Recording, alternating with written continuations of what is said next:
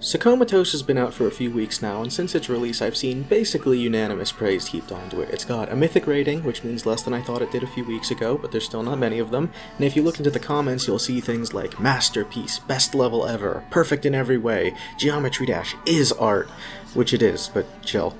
I'm very conflicted on this level. I love it, I hate it, there's things it does perfectly, maybe better than any level before, but there are also terrible mistakes and some baffling design decisions along the way. rply's mission with Commatose appears to be a sort of tribute or love letter to the song it uses and is inspired by, as well as the artist's rock band Glass Beach. While it was probably a success in this regard, given the response I've seen from fans of the band, I'm not inclined to be more charitable to things that I still think are mistakes just because they suit this purpose. That sounds really vague right now, but trust me, you'll know what I mean pretty soon, and that sentiment leads me into my main complaint with this level.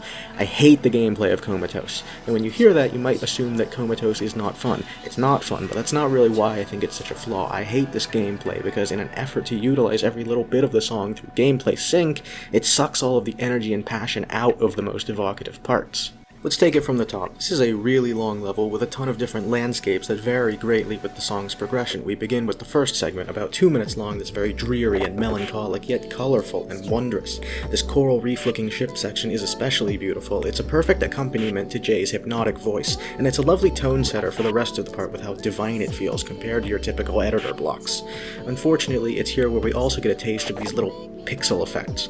Now, if I had to guess, I'd say rply tried to use these in an attempt to convey some disorientation or chaos, and I have to guess because all they do in reality is make the visuals shittier.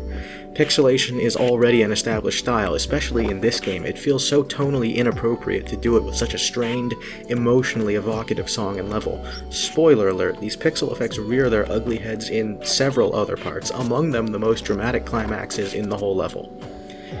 Anyway, the slick transition takes us into the much more energetic chorus section, which is visually awesome. I love the sense of travel in the whole part. Despite there being no landmarks, you still get the sense that you've come and gone a great distance. The psychedelia of it all leads me to believe that this is a journey inward, an attempt to understand Jay's psyche, or soul, or whatever you want to call it. This is the first real instance where the awesome visuals are sabotaged by the gameplay. Even if you're not playing it right now, you might be able to tell by the jump indicators. This robot is marked with these super patronizing indicators just to really reinforce how you're clicking to the beat, but it's easy, so it's not intolerable. Meanwhile, the UFO is so clunky and difficult to maneuver that these super unnatural black orb indicators are basically a necessity. Clicking these head hitters to the guitar riff is just so unintuitive that you kind of have to ignore how flashy and frenetic the whole situation is and just start humming to yourself. It's so egregious to me how bad this part feels, even after having done it a dozen times, memorizing the song and all. It takes you so far out of the experience, forcing you to remember that you're just playing a platformer on your computer. It's like if Limbo had a little guy in the corner that just told you what to do. The post-chorus continuation is fine. I like how the opposing blues and oranges combine. They're super distinct. The click sync is also a lot more tolerable when it's a bit more vague, like in this wave span. It's still not good, it's just inoffensive.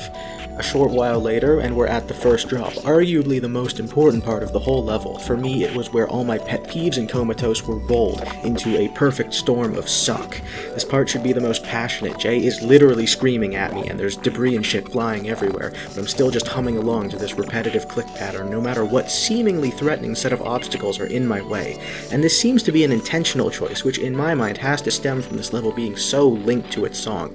This part really makes me question that premise. How else do you explain why these obstacles are so visually obtuse? Like, this has to be a willful decision, right? I'm not even going to go deep into the pixel effects here. They still feel really cheap and plastic. If you watch the Evenfall review, you might just think that I dislike click sync in general. That's not true. Here, it's more how calculated every single click in this whole climax part is. Like, if you miss a click in this little straight ship part, you will go flying off course and die.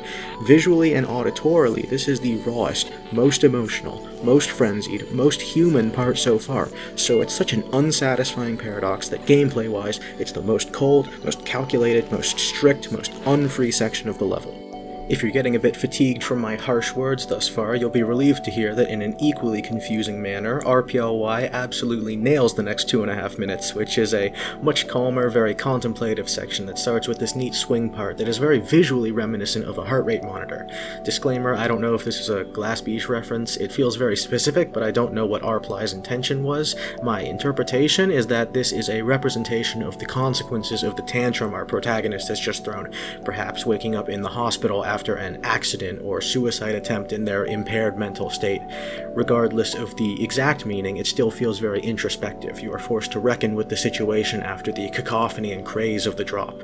It also sets the tone for the subsequent mountain section, where it feels like we're on a journey towards some moment of self-realization that will improve our life.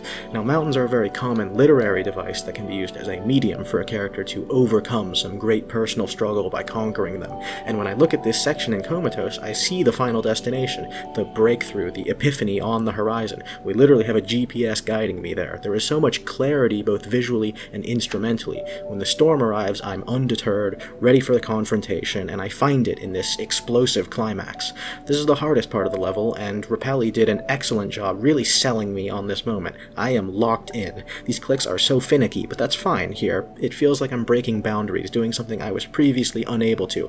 When the guitar and drums ramp up, you might look at the gameplay and think, holy fuck, you should know that it's actually auto, but I'm at least content with that decision, because it's clear the intention is that you spam along as best you can anyway. It's still a little unsatisfying knowing I could just take my hands off the keyboard and be fine, but in good faith, I still try to play along, and the level is better off for it. Visually, this climax is perfect. This solar imagery is so well crafted to evoke feelings of transcendence, like you're seeing something you shouldn't be able to, something divine. The fact that it gives me a headache if I stare too long is actually perfect. It feels like something that was not really meant for human eyes. The instruments wail and scream. It's like I'm on the very end of the spectrum of what my senses are capable of detecting. The epiphany is here. The moment of personal salvation has arrived. Welcome to heaven, or something along those lines. I'm sold. This moment as the climax and the destination, it just works. So where does that leave us? The failures of the first half have been burnt away this time around, and I'm tempted to say that my earlier dissatisfaction ended up working as a personal journey in its own right, but no. Sorry, rply, I was just blinded, literally, by the perfection of the final section. My experience was so split that there might as well be 2 levels called Comatose. One lives up to its name, one lives up to its mission. 5 out of 10.